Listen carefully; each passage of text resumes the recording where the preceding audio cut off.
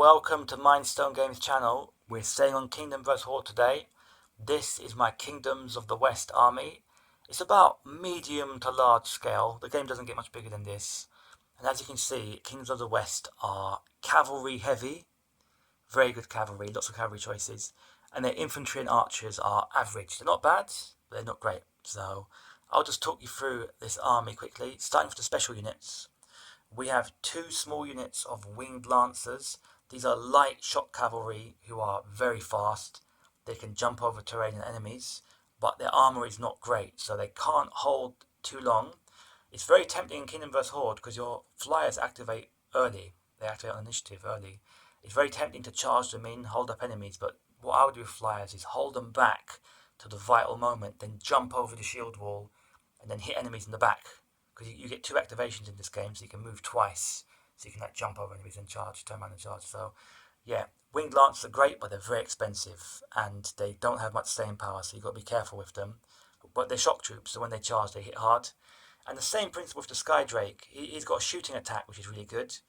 But he won't hold up for long against a full-on unit. So it might be tempting to jump him forwards and cause carnage. But normally I would slip a Drake around the flank and cause mischief, and then later on in the game, when the battle lines have hit, then I'll charge him in really, or start getting more out of his shooting attack, because they're quite expensive.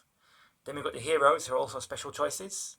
So there's two types of heroes in this game: fighting heroes and mages.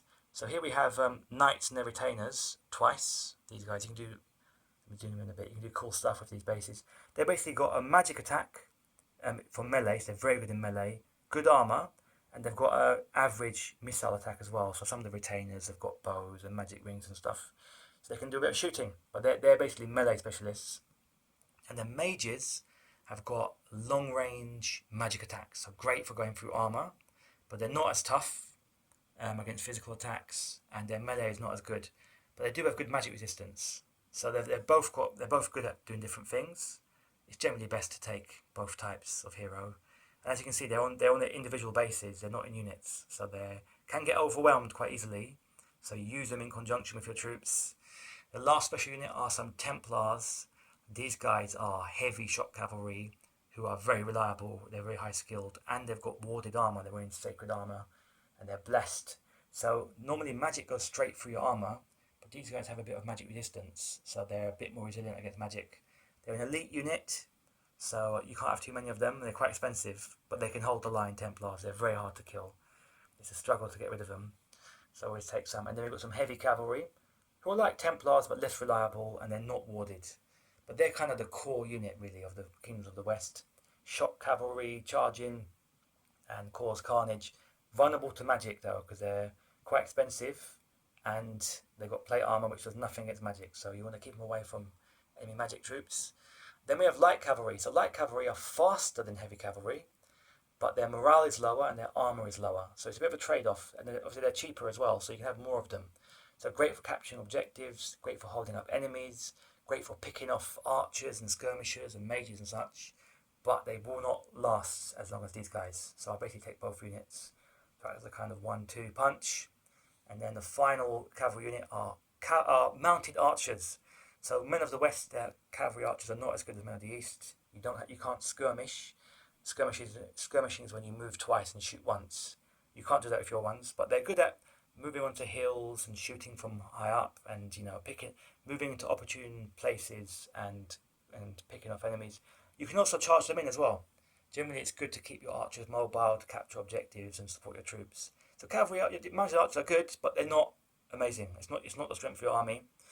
And then we move on to the infantry. The infantry aren't the strength of your army either, but it's important to have them because a big weakness of this army is moving through terrain. And infantry move through terrain a lot better than cavalry. So we have a unit of heavy infantry, got decent morale, decent armor. These are line troops. They're very good at holding objectives that are near your deployment zone. And they're decent in combat. They're not amazing, but they're decent. And then light infantry are similar. They've got same attack, but their armor's not as good and their morale is not as good. So they're not as good at holding the line, but they're cheaper. It's kind of a trade-off. What do you want more, or do you want higher quality? I'd take both for the sake of it, really. But yeah, light infantry, they're good, But they're not a game winner. Definitely not in this army. They're just good for holding the line, capturing objectives, shielding units. They're good at shielding archers, for instance. Archers are not the strength of the Kingdoms of the West, but it's important to bring some in, both psychologically and just if there's a patch of the battlefield where you can see enemies, you can set them up and double shoot because you get 2 actions in this game. Whereas the mounted archers are much more suited for moving forward and shooting. The infantry archers, you can still move forward. Now, I would still move a bit to get clear lines of sight, sacrifice the odd shooting action if I move on. But if you're defending or if you've got clear line of sight, you just want to set them up and just shoot. And they're not going to do too much damage, but they'll pick off a few enemies here and there. It's good to have them, basically. And that's a basic overview of the Kingdoms of the West army list. It's going to be a cavalry-heavy list, with shock cavalry especially. The shock cavalry are kind of the main thing. Even your special options are mainly flyers and cavalry options. So the weakness of this army is its terrain and its infantry. You can take pathfinders in, who are like rangers, but they're archers, so they're not really line troops. So as long as you're not fighting in dense terrain, the Kingdoms of the West are very good. If you are fighting in dense terrain, then it's going to be a struggle. But yeah, you're going to have to do the best you can.